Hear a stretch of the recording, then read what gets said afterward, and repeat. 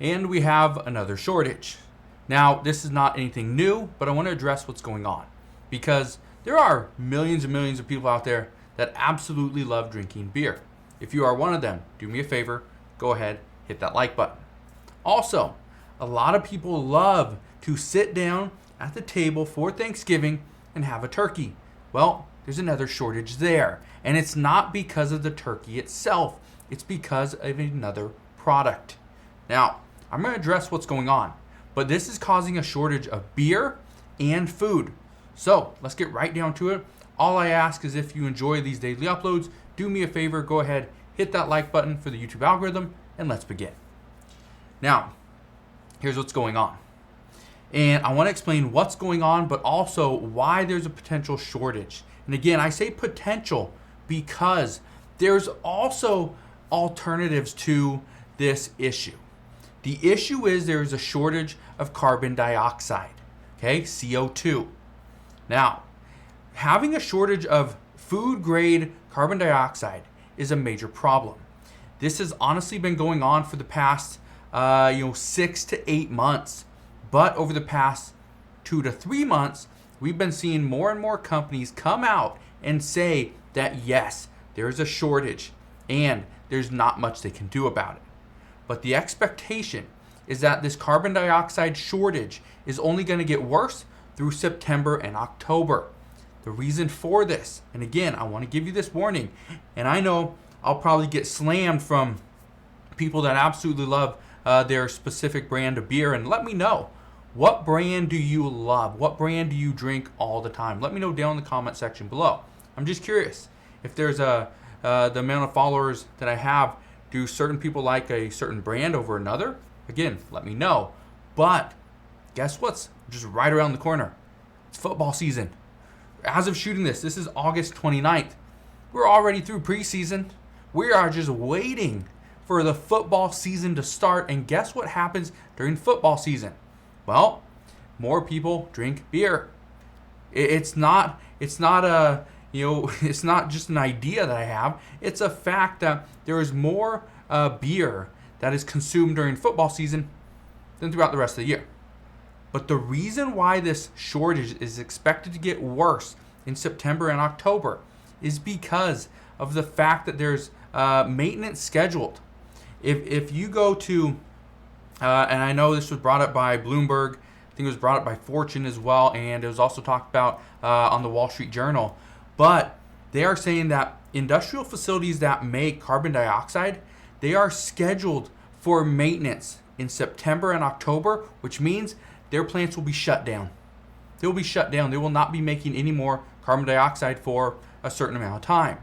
Now, I'm not saying for the entire months of September and October, but again, they will be shut down for a decent amount of time, which means there will be less carbon dioxide produced.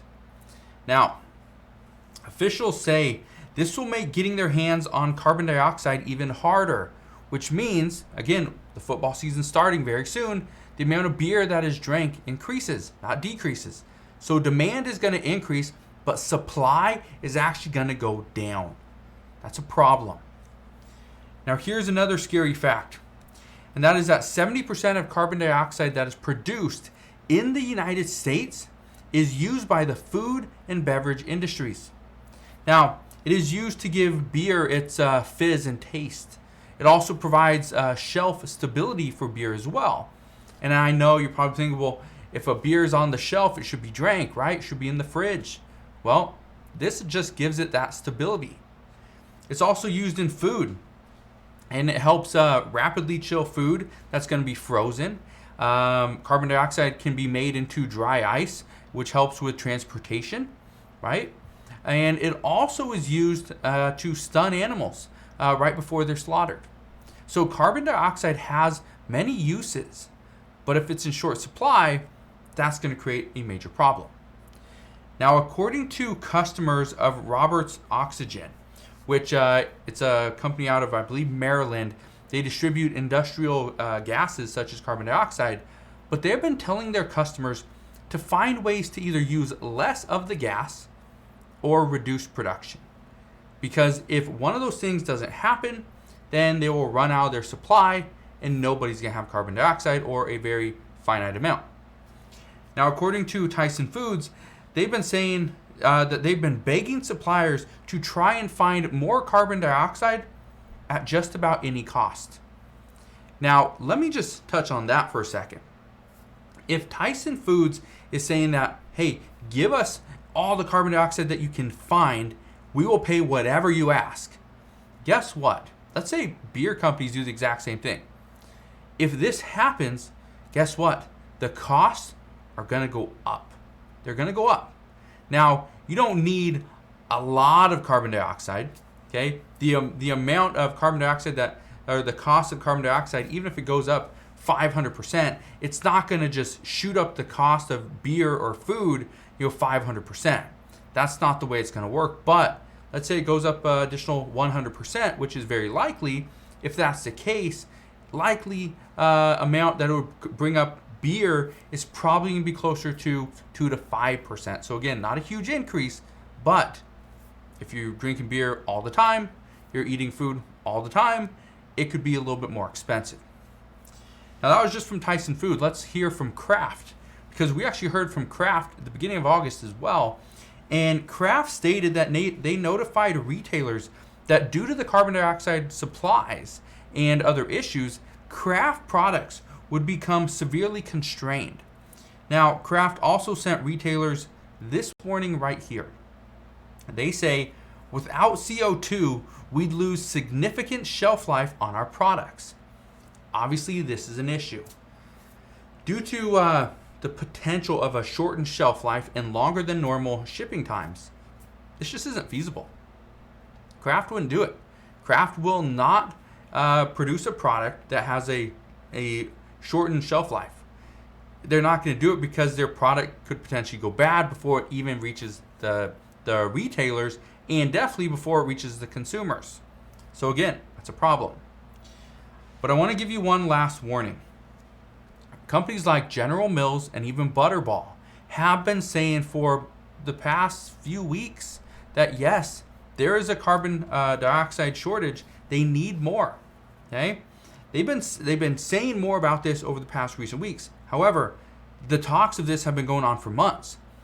And I bring this up because this is also one of the reasons why Butterball has already been warning consumers that turkeys could be very limited in this upcoming Thanksgiving season.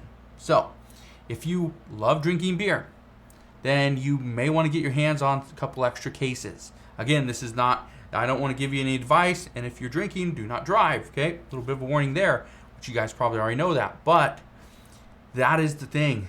Beer is going to be in short supply, according to multiple reports, and we will also see turkeys in short supply, okay? So if you want any of those two things, I highly recommend go to the store, pick up an extra case just to be safe, but also pick up a turkey.